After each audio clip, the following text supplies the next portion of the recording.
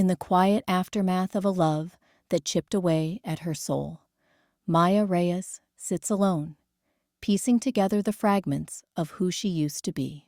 Years of whispered doubts and unseen scars have left her questioning if freedom is just another illusion, but something small, something ordinary, ignites a spark of resolve.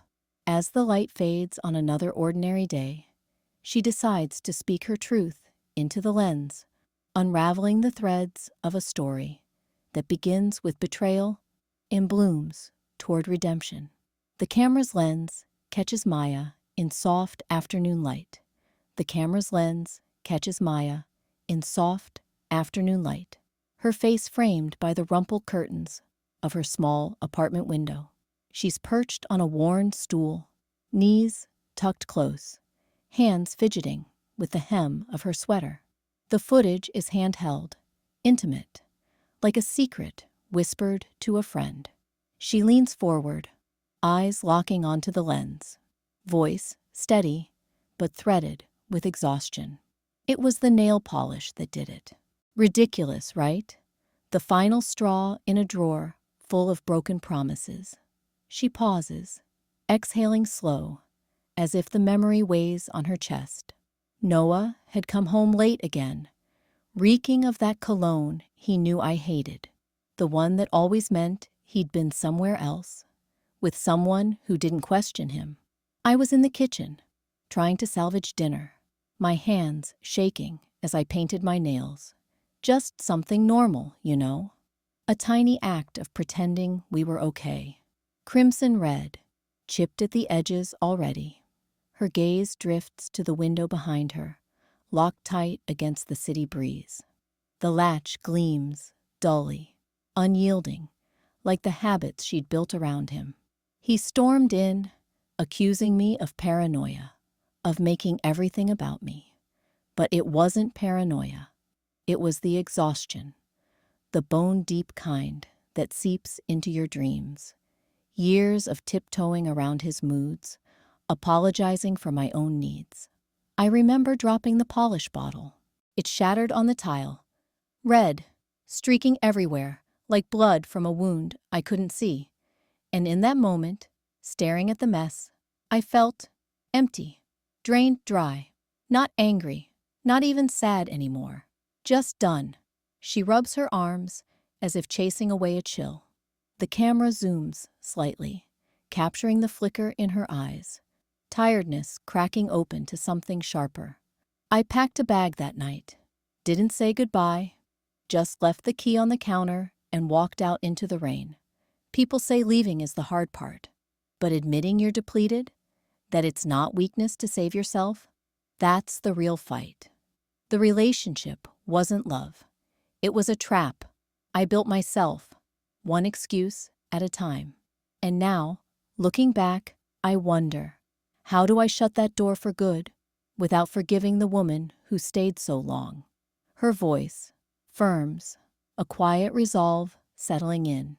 She straightens, the locked window a silent sentinel behind her, but her posture says she's ready to unlatch it. The footage holds on her face, hopeful in its rawness, as the light shifts warmer. As the memory lingers, the scene fades into the past, drawing us deeper.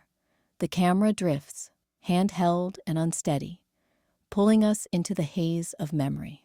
Maya's voiceover cuts in, soft but edged with fatigue. It always started like this, his words wrapping around me, tight as vines. Cut to a dimly lit apartment, cool blues leaching the warmth from the walls. Noah's silhouette looms in the doorway, his smile sharp, charismatic, the kind that promises everything and delivers chains. "You're overreacting, Maya," he says, voice low, coaxing. She stands frozen by the kitchen counter, hands gripping the edge, her breath shallow. Layer by layer, the montage builds, his hand on her arm, gentle at first, then insistent. Her apologies spilling out like reflex, the room shrinking, air thickening until it presses against her chest. Laughter from an earlier dinner party echoes, distorted, mocking her hesitation. She tries to pull away, but his eyes hold her, familiar, insistent. "You need me to keep you steady," he murmurs, and she nods, because saying no feels like shattering glass. Flash. The argument erupts. Plates clatter, words fly like shards. "Why can't you just let it go?" Noah snaps, his charm fracturing into accusation. Maya's face crumples, not in tears, but in that quiet unraveling, self-doubt blooming like ink in water. She whispers, "Because it hurts," but he turns it back. "You're making it hurt." The memory loops, suffocating, her body curling inward on the worn couch. No escape, just the weight of his presence, even in absence, pulling her under. Dissolved to dawnlight, filtering through a half-open curtain. Maya stirs in a sparse motel room. Liminal, anonymous, the kind of place that smells of fresh starts and stale regret. Her eyes flutter open, raw from unshed tears, body heavy with exhaustion. She sits up slowly, sheets pooling around her like shed skin. Alma, across from her, leans forward with that steady, unhurried presence. Her voice, a gentle anchor in the room's hush.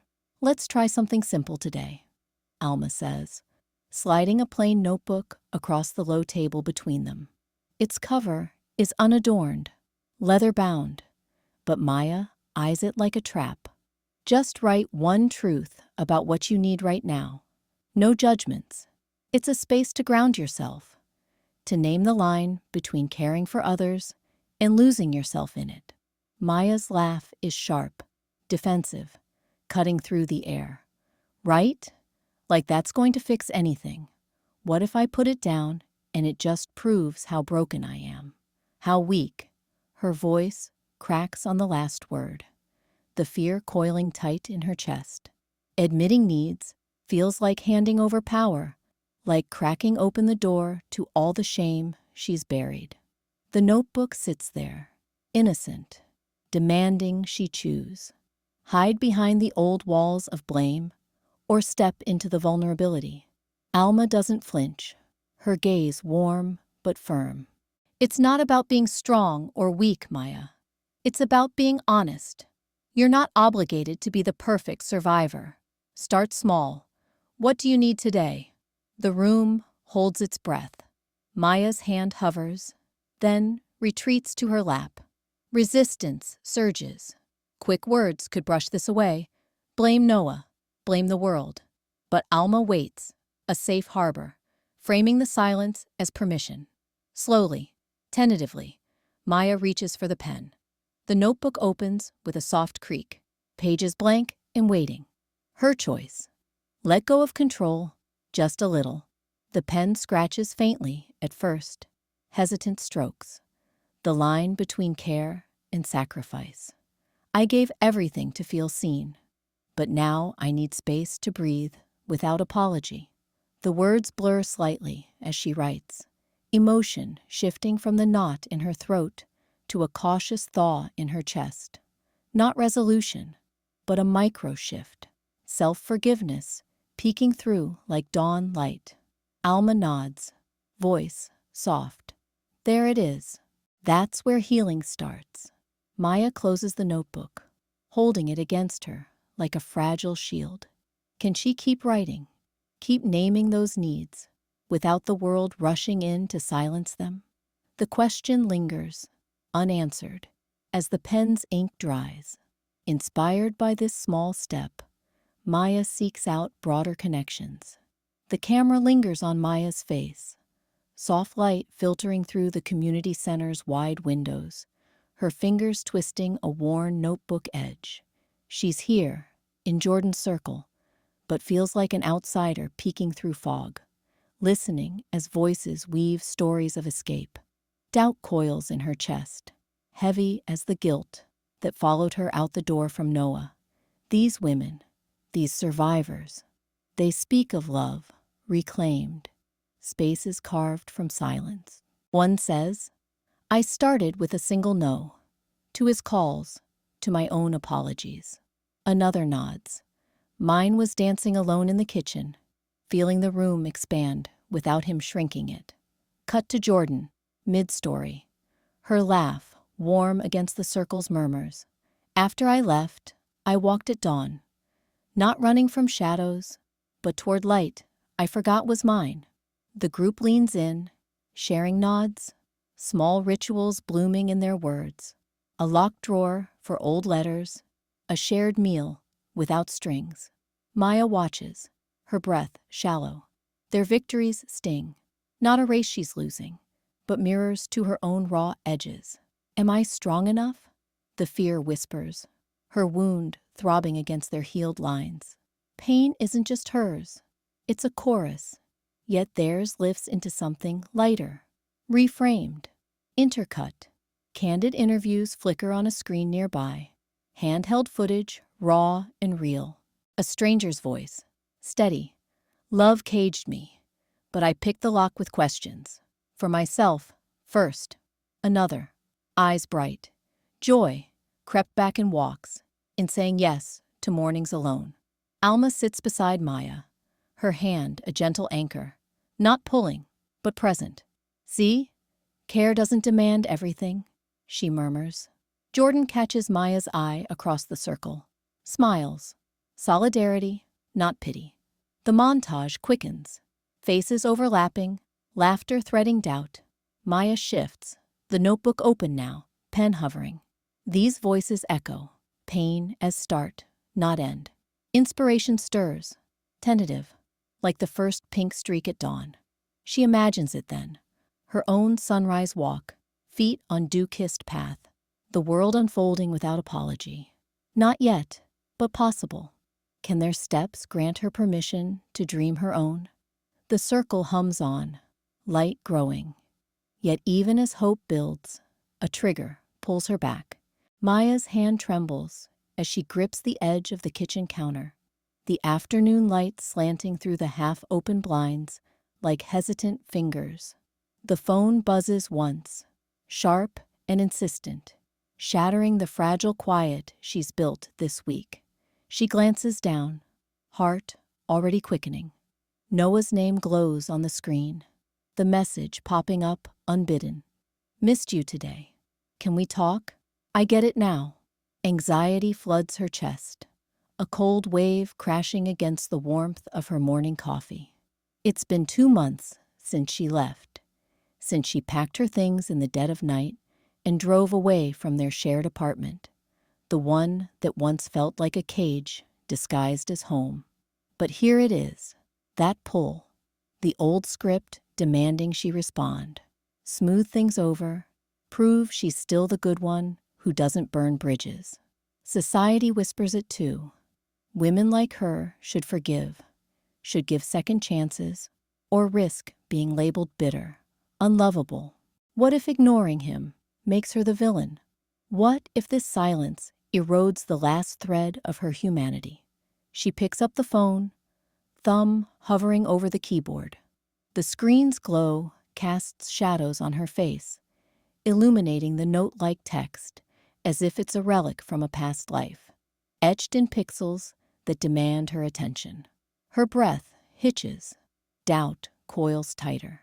Respond, and the cycle restarts, his charisma wrapping around her resolve like smoke. Don't, and the guilt surges. Is she abandoning him? Or worse, herself? The internal storm rages. You owe him this? The familiar voice inside hisses, laced with years of manipulation's residue. But another whisper rises, faint at first. I have the right to silence. It's her voice, tentative, testing the air. Hesitation settles in, softening the sharp edges of panic. She sets the phone face down, not deleting, not replying, just letting it lie there. The kitchen feels smaller, the air thicker, but in this pause, a sliver of distance forms. Noah lingers like a ghost in the text's echo, his control a fading specter against the growing shield of her boundaries. Can she not answer and still feel whole, still kind? The question hangs, unanswered, as she turns toward the window, the world outside waiting. In the quiet that follows, Maya finds a way forward. Maya's fingers hovered over her phone screen, the glow casting harsh shadows in the dim kitchen. The notifications piled up like uninvited guests. Noah's texts, innocuous at first glance, but laced with that old pull. Miss you already. We can talk this out. Each one a whisper from the cage she'd cracked open just weeks ago. Her heart raced, a familiar anxiety twisting in her chest, urging her to scroll, to respond, to let the past flood back in. But this morning, something shifted. She wasn't just surviving, she was choosing. With a deep breath, she swiped to settings. The toggle for notifications blinked accusingly. Turn off. Her thumb trembled, guilt bubbling up. What if he needs me? What if silence means I'm the villain? But Alma's words echoed from their last session. Boundaries aren't walls. They're doors you build for yourself. Maya pressed. The screen went quiet. No more pings, no more intrusions.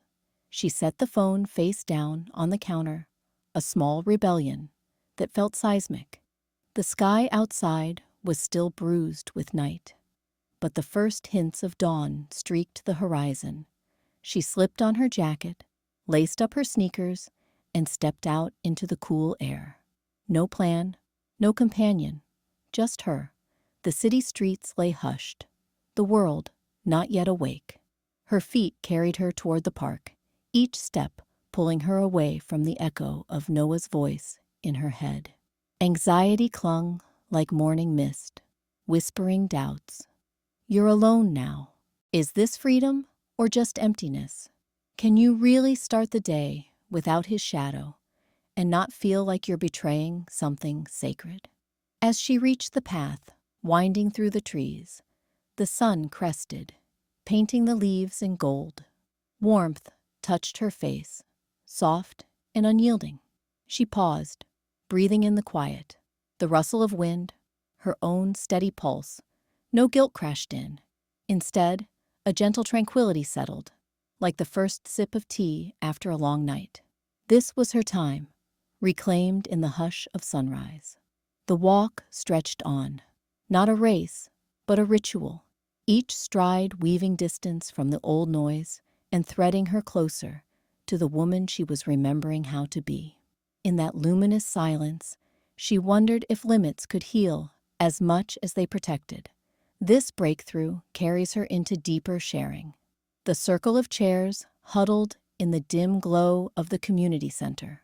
String lights casting warm halos on faces etched with quiet stories.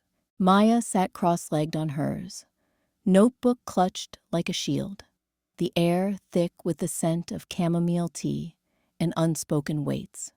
Alma nodded gently across from her, Jordan to the side, eyes steady as a lighthouse. It was Maya's turn, the raw one, the one she'd rehearsed in whispers to her mirror but never voiced. Her throat tightened, a vice of old habits urging her to soften the edges, to say, I'm okay, instead of the truth clawing up from her chest. Guilt, that familiar shadow, whispered she'd shatter the circle if she let it spill unfiltered. But the room's hush demanded more. Vulnerability wasn't a performance here. She uncapped her pen, fingers trembling, and scrawled a single line on a scrap of paper. I forgive the girl who stayed too long. Folding it small, she pressed it against her heart, the paper's edge a faint pressure, like a heartbeat's echo. I still feel guilty, Maya said, voice cracking on the words. No diplomacy to cushion them. Like leaving Noah was selfish. Every night I replay it, the way I bent until I broke, thinking that's what love is. What if I'm just broken now? Unfixable? The confession hung, exposed, her cheeks flushing hot under the lights. Vulnerability flooded her, a tidal wave that left her small, exposed, waiting for judgment to crash down. But Alma leaned in, not with fixes or lectures, just a soft, "And yet here you are." Jordan nodded, sharing a glance that said, "I've been there. The guilt that chains you." No one rushed to fill the silence. They held it, a cradle for her words. The note warmed against Maya's skin, a tangible anchor, reminding her this softness wasn't fracture, but foundation. As echoes of their affirmations settled, simple, unforced, something shifted. The guilt didn't vanish, but it loosened. No longer a verdict, but a thread in her story. She breathed deeper, the vice easing into gentle confidence, her posture straightening like dawn breaking. Could she be this soft and still hear her own voice, clear and kind? The question lingered in the air, unanswered, but alive, as the circle closed around her shared light. From this shared light, Maya begins to extend it outward. The community center hums with low voices, sunlight slanting through tall windows onto mismatched chairs, circled like a fragile constellation. Maya sits cross-legged on the worn rug, her notebook tucked under her knee, its pages a quiet archive of scribbled truths, edges frayed from months of honest unraveling. Across from her, Lena, the new face, fidgets with a paper cup, eyes red-rimmed and searching. "How do you even start?" Lena whispers, voice cracking. "After everything, how do you not just go back?" Maya's chest tightens, an old echo rising, the impulse to swoop in, to fix, to be the savior she once was for Noah. But she breathes through it, internal storm flickering behind her steady gaze. No, not that. Not the cage disguised as care. Compassion swells first, soft and unbidden, pulling her toward Lena's raw edges without the weight of obligation. She leans forward, action unfolding in the space between them. "It starts small," Maya says, her voice even, pulling the notebook free. Its cover, worn leather, catches the light as she flips to a page marked with a simple sunrise sketch. "This helped me. Not some big leap, just writing one thing each day. What you forgive in yourself, what boundary you set, even if it's tiny, like silencing a phone that pulls you under." Lena's fingers unclench around the cup, leaning in. Maya traces the ink of her own words. "I forgive the girl who stayed too long. Today, I choose quiet. See? No magic, just steps. Journal it. Walk at dawn if you can. Let the light remind you it's yours. And when doubt hits, like it will, name it. Say it out loud. This fear isn't truth. I did that after a text from him nearly dragged me back. Didn't answer. Walked instead. The words flow, confident now. Conviction threading through. Maya feeling the shift in her bones. Not victim, but guide. Her posture opening like a door cracked to morning. Lena nods, tentative smile breaking, absorbing without demand. Maya closes the notebook, presses it gently into Lena's hands. "Try it. One page, for you. A ritual, shared, equal. No strings, just the quiet handoff of tools." As Lena clutches the book, eyes brightening with possibility, Maya wonders silently. How do you give freedom spark without becoming the crutch? The circle stirs around them, voices rising in communal rhythm, liberation weaving outward, one honest step at a time. With these lessons embodied, Maya turns inward to reshape her space. Maya's hands tremble slightly as she kneels on the worn rug of her living room, the late afternoon light filtering through half-drawn curtains like hesitant fingers. Boxes surround her, cardboard sentinels holding the fragments of a life she once clung to. She pulls out a faded photo, her and Noah, smiles frozen in a summer haze, but her eyes in the picture already shadowed, pleading. Anxiety coils in her chest, a tight knot whispering, "What if letting go means erasing who I was?" She can't ignore the ache. It demands she feel every edge.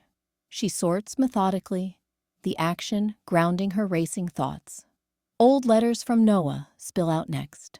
Words that once felt like lifelines, now heavy as chains. You're nothing without me. Her breath catches, fingers hovering. Keep one, burn them all. The conflict rages inside. Discard the pain and risk rejecting the girl who endured it, or hold on and invite the toxicity back. She pauses, heart pounding, then folds them neatly into the archive box, labeled in her careful script. Not destruction, but distance. A choice, not a sentence. Deeper in the pile, a locket surfaces, cool against her palm. Inside, a tiny note from their early days. Forever yours. She stares, the weight pulling at her like an anchor.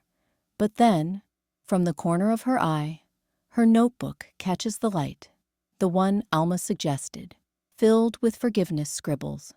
Maya flips it open, pen in hand. I forgive the girl who stayed too long. She was learning. The words flow, raw and unpolished. She tears the page free, folds it small, and slips it into her shirt pocket, right over her heart. It rests there, a quiet talisman, warm against her skin. The symbol steadies her. It's not erasure, but reclamation. Emboldened, she sets the locket aside. Not in the box, but on a shelf, out of reach.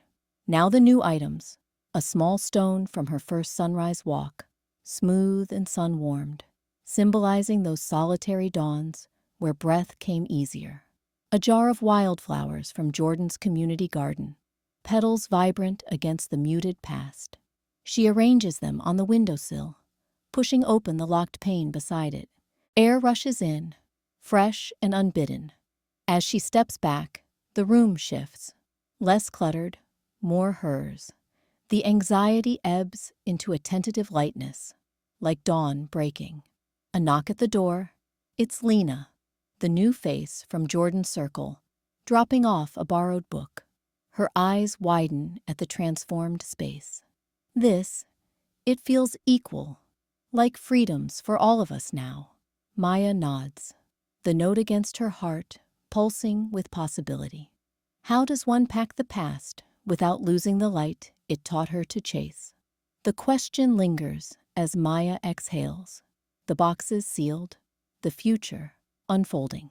In this reclaimed space, Maya reflects on the journey, speaking once more to the lens. Maya leans into the camera's unblinking eye, her face framed by the soft glow of morning light filtering through a half-open window. No more shadows clinging to her skin like old regrets. She exhales, steady, her voice threading the air with quiet fire. I used to think freedom meant running from the pain, slamming every door behind me. But leaving Noah wasn't the end. It was the first breath I took without apology. That final argument, his words twisting like vines around my throat, it cracked something open. I walked out, suitcase in hand, into a world that felt too vast, too mine. And yeah, the guilt clawed back, whispers that I was selfish, unlovable without his chaos holding me down.